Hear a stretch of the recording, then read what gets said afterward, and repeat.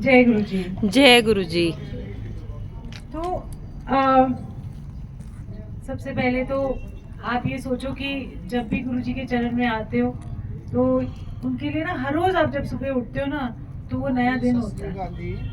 Uncle हाँ। Uncle उधर उधर सत्संग चल रहा है उधर। सो हर दिन जब आप सुबह उठते हो तो आपका एक नया जीवन होता है, क्योंकि जब आप सोते हो तो पता नहीं कि आप सुबह जाग पाओ या पाओगे कि नहीं पाओगे। तो इसीलिए उनका जब जैसे ही उठो सुबह तो उनका थैंक यू शुक्राना बोलना चाहिए कि चलो आज का दिन एक फिर हमने जीवन उदय देखा। तो इसीलिए सारी संगत को जैसे कहते हैं ना, मैं गुरुजी को जब भी कह ही रही थी, मैंने कहा आप एक ऐसे ही मेरे को मन में ख्याल आया कि जब आप पहली बार जब गुरुजी के पास जाते हो या उनको मिलने जाते हो या आपको गुरुजी के बारे में पता लगता है तो पहले तो आप कोई तो होंगे वो उनको लगता है जैसे पता नहीं कुछ मिल गया खजाना। कहीं जाते हैं थोड़ा टाइम लगाते हैं उनका कनेक्शन बनता है, और कईयों को एकदम से जाके ऐसे लगता है जैसे हम अपने घर आ गए। तो मुझे अपना किस्सा याद आता है कि आज मैं पूरा वो कहते हैं ना फ्लैशबैक हो गया इन टाइम, कि जब कभी कभी सोचती हूँ कि आप सोचते हो कि आप गुरुजी को मिलने के लिए, बट गुरुजी भी आपकी वेट करते हैं। गुरुजी कहते हैं कि आपको गुरु ढूंढ रहे होते हो, बट एक्चुअली गुरुजी भी अपनी संगत ढूंढते हैं कि मेरी कौन सी संगत है। ये चुन चुन के संगत वो अपनी फटाफट बुला लेते हैं, और कहाँ से और कोने से। प्लीज बात ना करें, प्लीज। चेतना आंटी बात नहीं, कुछ बात नहीं करी, लोग बोल रहे थे वो। सो आइए आप भी आइए। हेलीकॉप्टर आया आपका। सो तो मुझे अपना एक वक्त याद आता है कि जब हमें पता नहीं था कि गुरुजी कौन है कैसे हैं, तो जब हमें किसी ने बताया कि ऐसे ऐसे गुरुजी हैं, और और मैंने कभी जिंदगी में कोई किसी गुरु के पास नहीं गई थी। दो ही जगह जाती थी, एक गुरुद्वारा बंगला साहब या साईं बाबा के मंदिर, और मेरा कहीं दिल नहीं लगता था कोई मंदिर में कहीं। मेरे को ना वो मुझे रस से नहीं आता था बिल्कुल भी, और सिर्फ मुझे बंगला साहब गुरुद्वारे में और साईं बाबा के मंदिर, और उसके अलावा कोई मुझे बोले गली कूचे के मंदिर में चले जाओ, मुझे फीलिंग ही नहीं आती थी भगवान की। ऐसे जब गुरुजी के बारे में पता लगा, तो जब मैं पहली बार गई तो ऐसा महसूस हुआ कि जैसे क्या मैं गुरु को, मेरी भी इच्छा थी बड़े पता नहीं कितने 20-30 साल से कि मुझे गुरु चाहिए, पर कौन ढूंढेगा, कहाँ ढूंढेंगे सच्चा गुरु। बट हमारी पत्री में लिखा था कि गुरु खुद चल के आएगा हमारे पास। एनीवे, जब मैं पहली बार उनको मिली तो एक तो पहले तो गुरुजी का नूर देख के और उनका रूप देख के ना, वो कहते हैं ना मर गए तेरा रूप देख के, वो वाली फीलिंग आई। और यही नहीं, बट जब मैंने मत्था टेका गुरुजी को तो मुझे कहते तू 10 साल पहले क्यों नहीं आई, क्योंकि मैंने फर्स्ट टाइम जिंदगी में कभी सदगुरु या सच्चे गुरु को मत्था टेका था।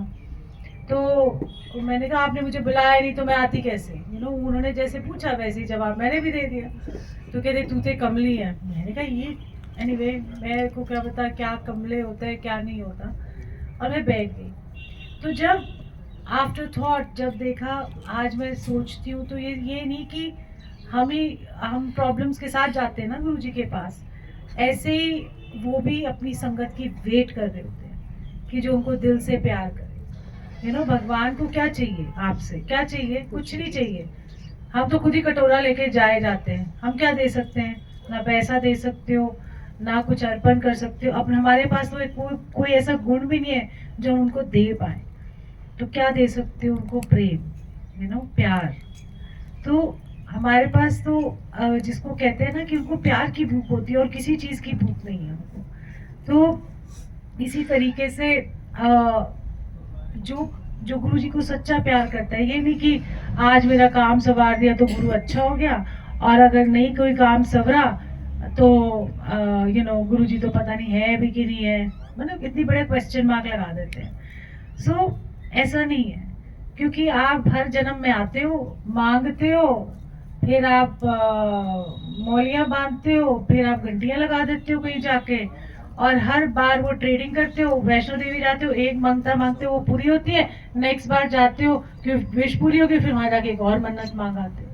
आप क्या करते हो? ट्रेडिंग करते हो। बेसिकली क्या है कि आपने भगवान के साथ ट्रेडिंग करी है कि ये दिया तो थैंक यू बोलने चले गए, नहीं दिया तो थैंक यू भी टाइम लगेगा।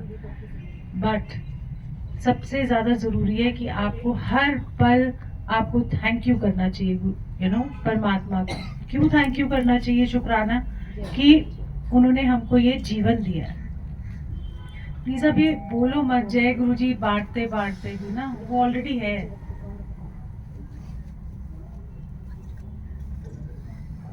एनीवे, सो हमें हर पल उनका शुक्राना करना चाहिए। क्यों? क्योंकि उन्होंने हमको ये जीवन दिया, वो इस जन्म में, अब वो खाएंगे तो ले लें, नहीं वो नहीं खाएंगे।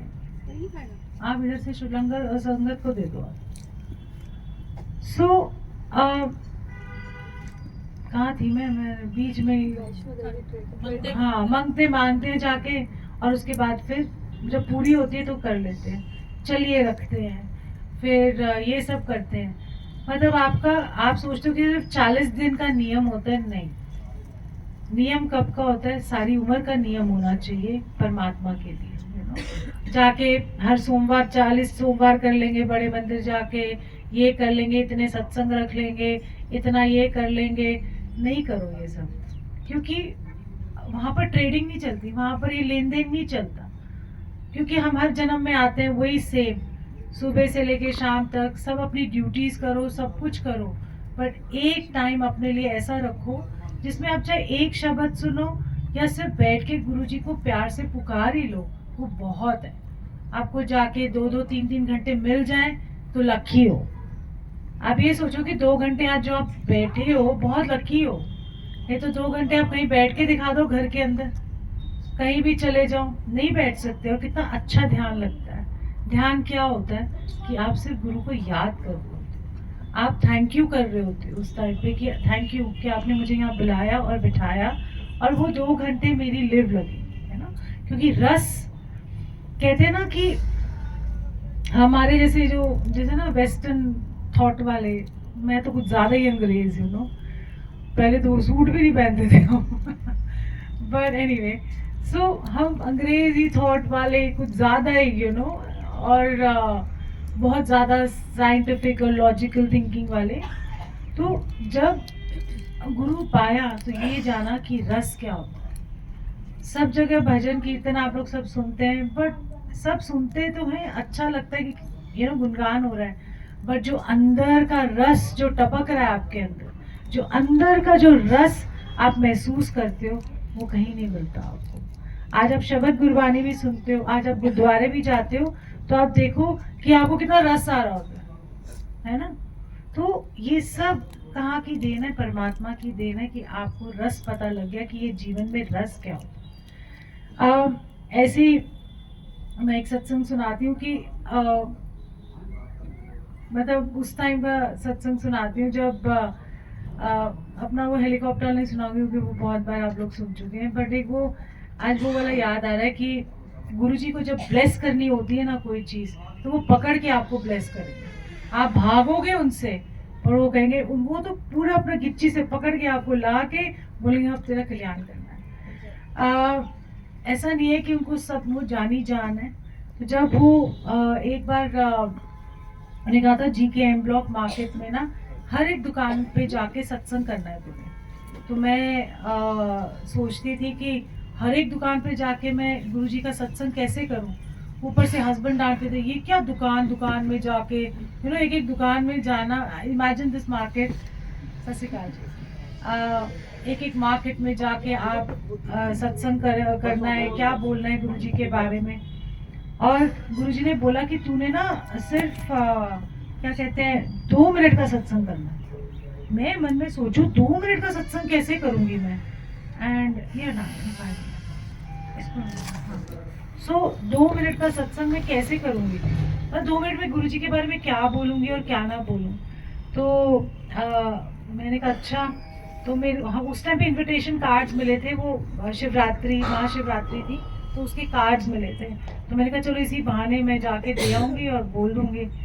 अब एक दुकान पे गई तो मैं 10 मिनट सत्संग किया। जब मैंने 10 मिनट सत्संग किया तो मैं खुद ही भूल गई मैं क्या बोल रही हूँ, यू नो, क्योंकि गुरुजी ने बोला था 2 मिनट में करना है। अब मैं क्या करूँ, मैंने फिर दूसरी दुकान पे गई। तो दूसरी दुकान पे गई तो मैंने बोला देखो, रब आए इस धरती के ऊपर, बड़े बहुत टाइम बाद आए, और जैसे मेरा कल्याण हुआ है मैं चाहती हूँ कि आपका भी कल्याण हो, तो आप दर्शन करने जरूर आओ। बस ये 2 मिनट में मेरा ओवर हो गया। एंड दूसरी तीसरी दुकान पे गई तो उन्होंने बोला जाओ, हमारे अपने गुरु हैं, ऐसे ऐसे करके हाथ हिला के कह दिया। किसी ने बहुत बुरी तरीके से भी बोला, ऐसा नहीं है, और किसी ने बड़े प्यार से बिठा के सुनी बात और चाय भी पिलाई, यू नो। एंड ऐसे करते करते मैं गई तो मुझे मेरे हस्बैंड कहते क्या ये दुकान, मैं गुरुजी को बोलूँगा अब इसको नहीं भेजना, कोई और किसी और की ड्यूटी लगा दो, किसी और की सेवा होनी चाहिए। तो मैंने बोला नहीं नहीं नहीं, मैं जाऊंगी ही नहीं। और जैसे ही मैं जिस दिन मैं को डांट पिटती तो मैं जाती, तो मुझे गुरुजी बोलते फिर एम ब्लॉक गई सी सत्संग कितना सी, मैंने कहा जी कर दी रहा कर। मैंने कहा अच्छा ठीक है गुरुजी। तो ऐसे करते करते काफ़ी टाइम मतलब 2-3 बार ऐसी मार्केट के बहाने चले जाना, काम तो होता ही है भैया, जाना ही होता है कुछ ना कुछ लेने, बहाने से आधा घंटा से 2 घंटे लग जाते हैं मेरे, यू नो, क्योंकि हर दुकान पे जाना होता था। सो ऐसे करते करते गुरुजी ने चोला छोड़ दिया।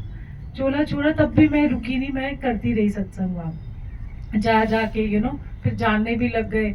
आज तो हर दुकान के अंदर आप देखो, हर शॉप्स के अंदर अब गुरुजी की तस्वीर ऐसे पॉप, ओ गुरुजी आप यही है, आप ही हो, वाह वाह, यू नो, हर जगह ओ गाय गुरुजी ऐसे करते हुए हम बोलते हैं आजकल।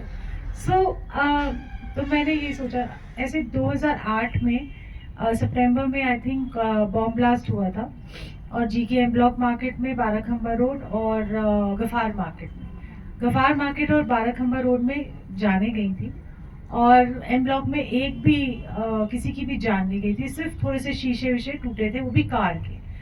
एंड उस दिन मैं 6 बजे तक, यू नो, 6:15 बजे ब्लास्ट हुआ, और मैं 6 बजे तक एक वहाँ कोई ज्वेलरी की दुकान थी, मैं वहाँ बैठ के गुरुजी का सत्संग कर रही थी। वो जितने भी वो बैठे थे ना उनके क्लाइंट्स, वो भी मेरा सत्संग सुन रहे थे। तो आधा पौना घंटा मैंने सत्संग किया वहाँ पर, बिल्कुल जहाँ बॉम्ब ब्लास्ट हुआ, मैं बता रही हूँ।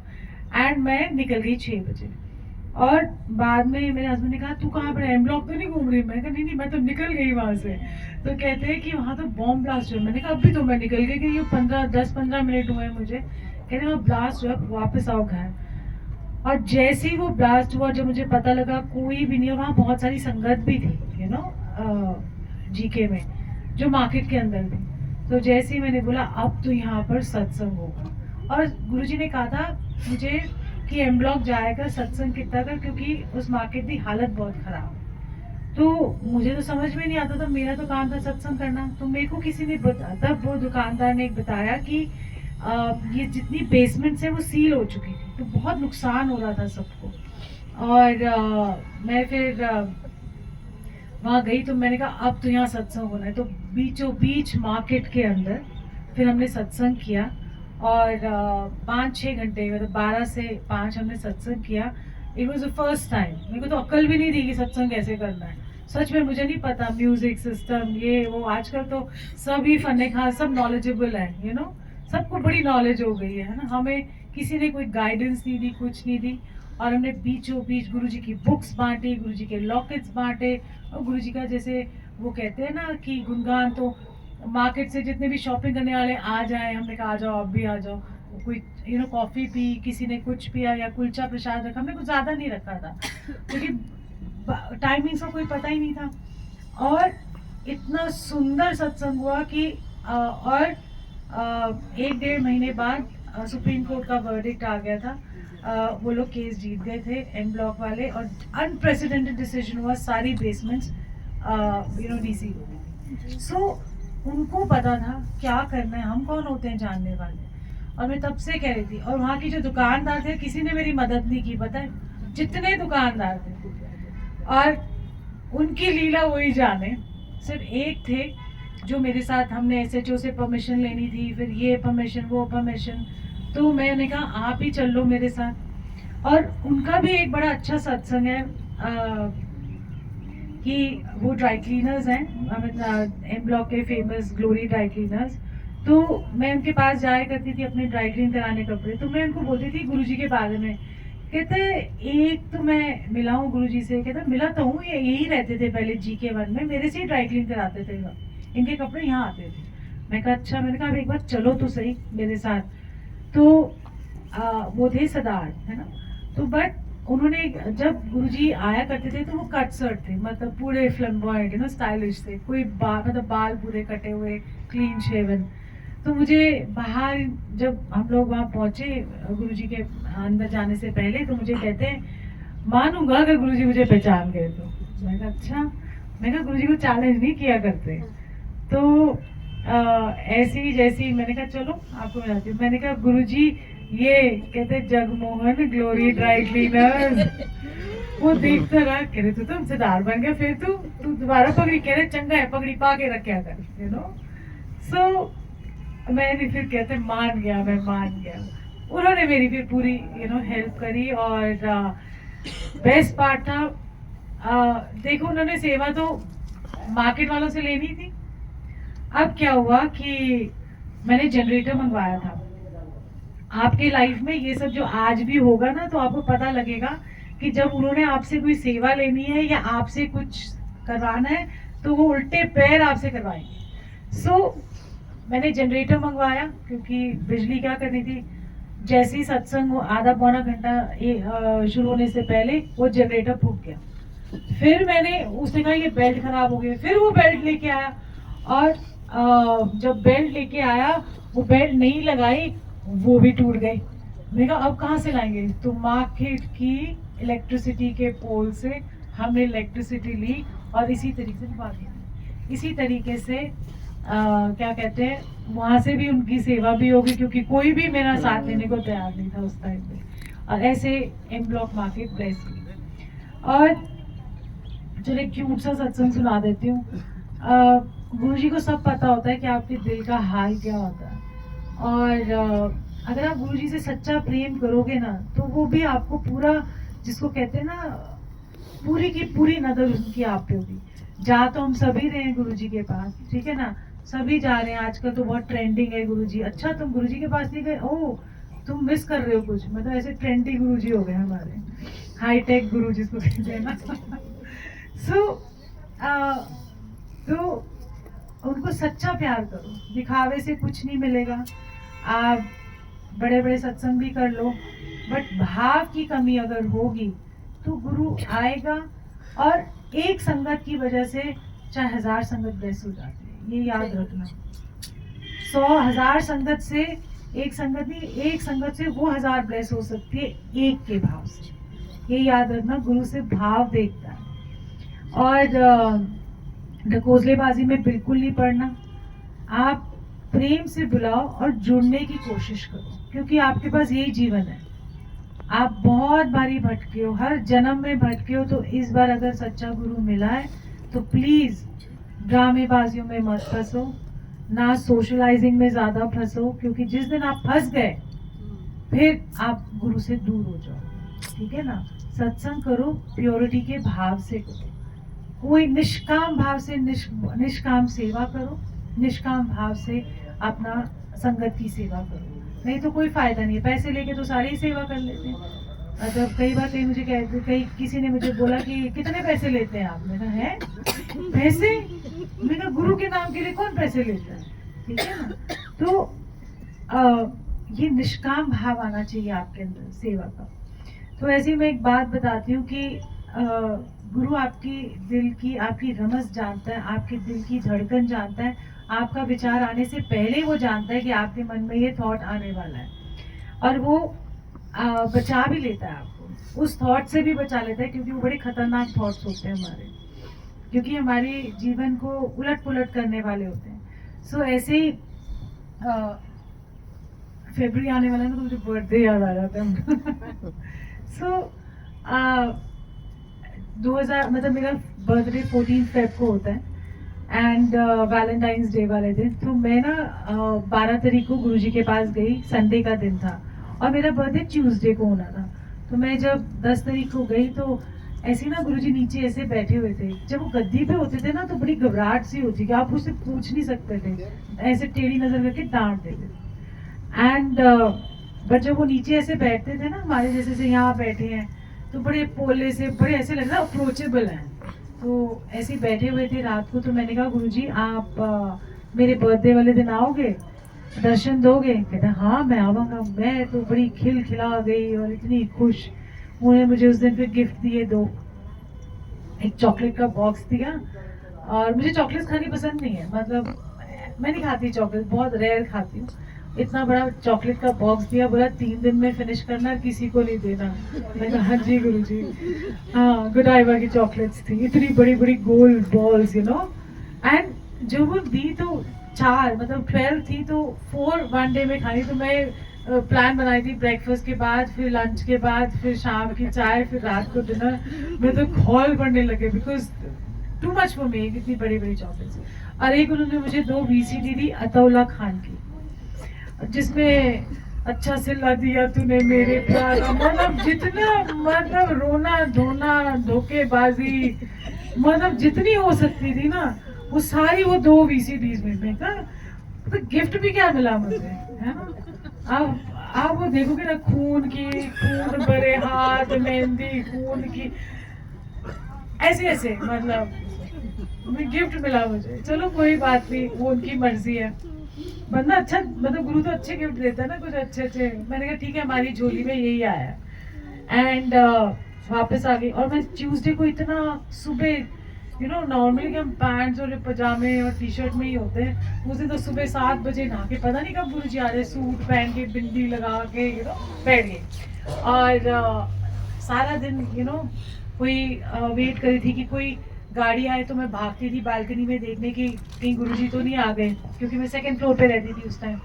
एंड जैसे जैसे मैं दोपहर हो गई तो मेरे जो बच्चों के फ्रेंड्स की मदर्स होती है ना, वो आ गई विश करने पहली बार। तो जब वो आई तो मैंने बोला, मेरा ध्यान गुरुजी की तरफ। वो आए, मैं उनको गुरुजी के बारे में बोली, पता है गुरुजी आ जाएंगे, ये ऐसे है वैसे, जाएं, यू नो, मेरा मन था कि जाएं। बट बात करते करते मेरे हाथों में से खुशबू आती गई। मैं सोचा ऐसी वहम है मेरा। फिर मैंने वो कपड़े धोने वाला साबुन होता है ना, रिन, उससे जाके धो के आई, you know, not even the scented soap जो आप रखते हो घर में। और फिर मैं बात करूँ गुरुजी की, फिर मेरे हाथ में गुरु, मैंने कहा पंगा नहीं लेते। तो शाम को कहती है हम ऐसा करेंगे, अपने हस्बैंड्स के साथ ना शाम को आ जाएंगे। वो मैंने कहा अगर शाम को आ गए गुरुजी तो, क्योंकि आपको ड्रिंक्स भी रखनी है, आपको नॉन वेज भी रखना है, क्योंकि आपकी पार्टी, आपका सर्कल ऐसा है। तो एनीवे ड्रिंक्स भी थी, नॉन वेज भी था साथ में।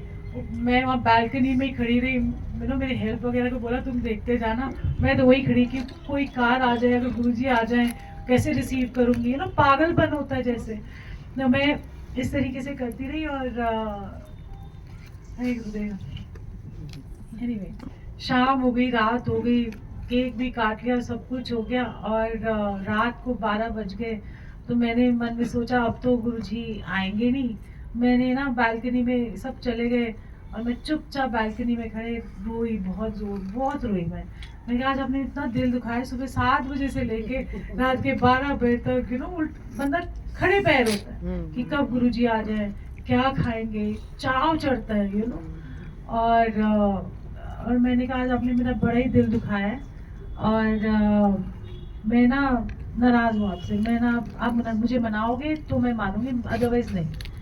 ये बात हो गई और मैं सो गई। नेक्स्ट डे मुझे फ़ोन आया कि गुरुजी ने आना था, उनके कोई सेवादार थे, उन्होंने कहा था उन्होंने आना था, पर उनके दांत में इमरजेंसी दर्द हो गया ना, इसलिए चले गए डेंटिस्ट के पास। मैं कहा अच्छा। मैंने कहा पहले ही बोल देते, मैं भी उलामा दे दिया। मैं कहा फिर सॉरी मांग लिया गुरुजी से। मैंने कहा सॉरी, ऐसे ही मैंने उलामा दे दिया आपको। एंड ये बात होगी तो मैं थर्सडे को वही फ्रेंड्स जो आई थी उन्हें, उनको बोला चलो मेरे साथ। मेरे को तो जो मिल जाता मैं कहती चलो यार गुरुजी के पास। पागल थी कि नोबडी शुड मिस। मैं नहीं चाहती थी कि कोई मिस करे, क्योंकि मतलब जिसने पहचान लिया उसको रब है, जिसने नहीं पहचाना उसके लिए गुरु है। तो मैंने कहा कोई रब आए, मेरा मन करता इसको पकड़ू। कई बार मन करता, यू नो, चाटा जिसको कहते हैं ना, ऐसे पकड़ के ले जाओ, है ना, मतलब इसको आ जाओ यार, देखो कौन आया है। सो ये भी बात हो गई। एंड मैं उनको लेके गई। मैं कहा गुरुजी ये फ्रेंड्स है मेरी। कहते हैं हाँ हाँ। अब ऐसे ही बोल देती हूँ, अच्छा कोई बात नहीं, आ रही आवाज़। सो मैंने कहा कि गुरुजी ये मेरी फ्रेंड्स है। हाँ हाँ, बर्थडे वाले दिन जिस दिन तो मेरी चुगलियाँ कर रही थी। मैंने कहा गुरुजी चुगली तो नहीं कर रही थी। कहते एक कोई गल है, ये तो बड़ी चुगली करती है मेरी। मतलब जो मैं गुरुजी की बातें या सत्संग जो भी बोलता था सब करती थी। ये बात हो गई और मैं बैठ गई। और जैसे ही मैं बैठी तो बड़े प्यार से गुरुजी ने एक बार आया करो, जिसको भी लिखे बेटा आया करो। उनमें से फिर कोई आया ही नहीं दोबारा, बाय द वे। सो सबकी अपना एक कनेक्शन है, क्या बोल सकते हैं।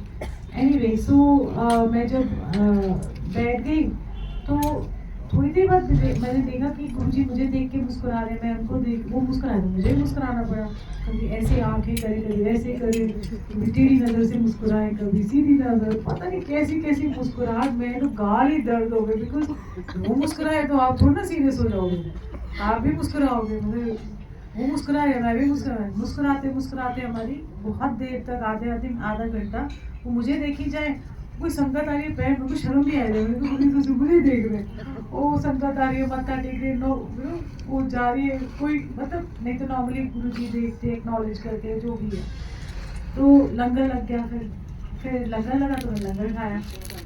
और जैसे ही मैंने लंगर खाया तो मैंने कहा पता नहीं आज गुरुजी को क्या हुआ। वो मुझे याद आया मैं तो रूठ गई थी तो गुरुजी मुझे मना रहे थे।